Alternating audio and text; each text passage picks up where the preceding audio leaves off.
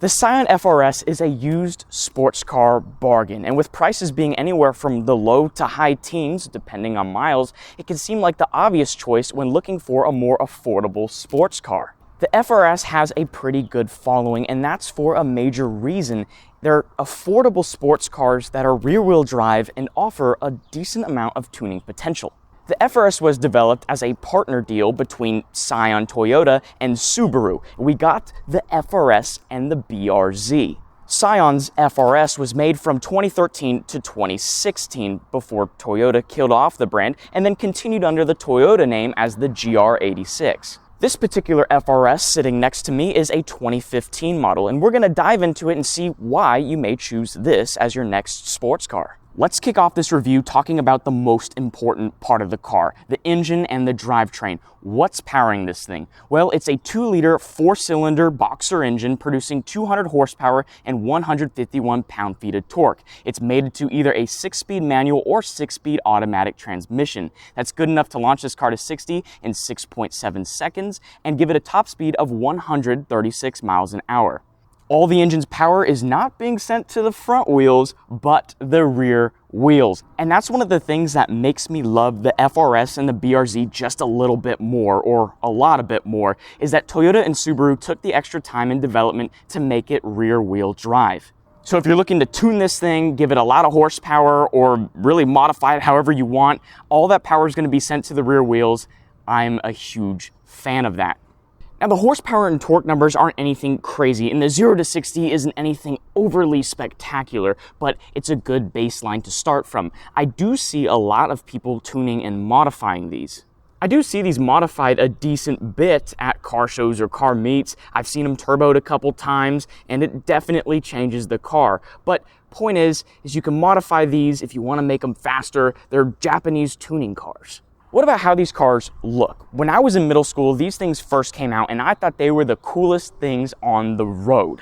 They looked so sporty, so aggressive, and looked like they were worth more than their asking price at the time, $25,000.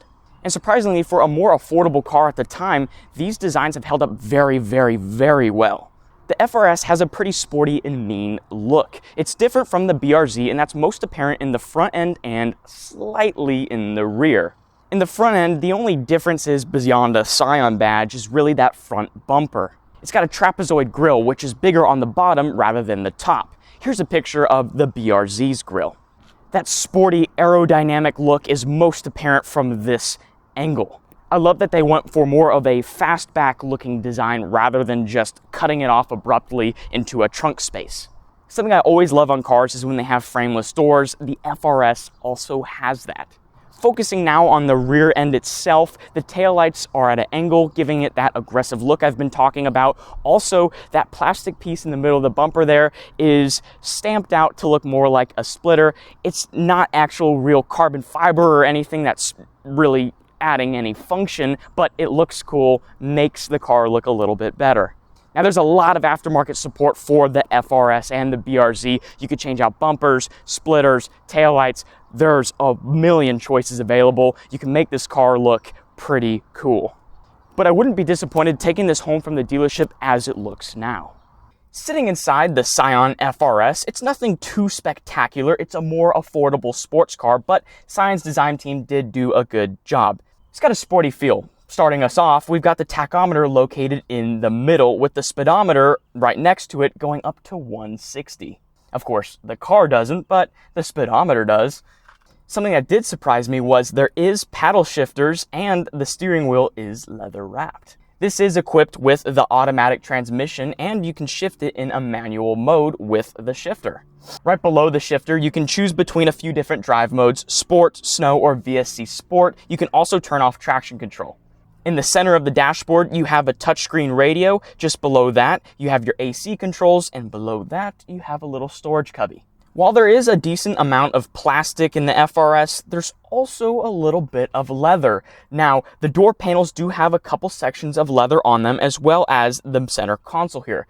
I do want to point out the seats in this particular FRS are leather wrapped, but that's aftermarket. The previous owner put these cat skin interior seats in.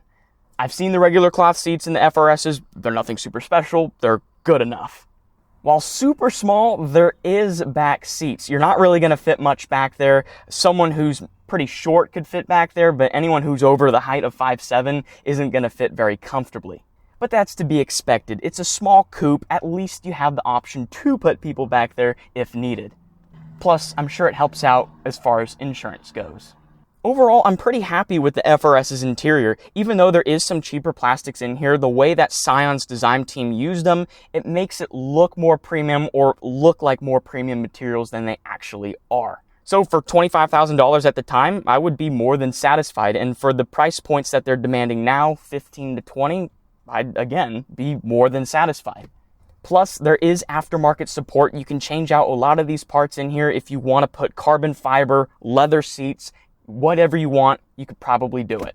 Whenever someone asks me, hey, what's an affordable sports car that looks good, that isn't too old and isn't going to break the bank, I always point them in the direction of the FRS and the BRZ. If you're looking for something under $20,000 that's a sports car with pretty low miles, these are available. And since this is a Toyota/Subaru underneath, they're easy to get serviced. Scion was just a brand that Toyota used to market toward a younger crowd. On a side note, it's kind of disappointing that Scion's gone. Their whole goal was to aim towards a younger crowd with cheaper cars, and the FRS is a perfect embodiment of that. And while the FRS has continued as the GR86 Toyota, it's a shame that the FRS itself isn't made anymore. Also, did you ever wonder what FRS stood for? It actually stands for Front Engine, Rear Wheel Drive Sports Car. Now you know. But thank you guys for watching my review on the Scion FRS. If you're interested in buying one, this one is available right now. Big thank you to Carrick's Autos for letting me use this car for this review. It's available now on their website. I'll link it in the description below. And once again, thank you all for watching.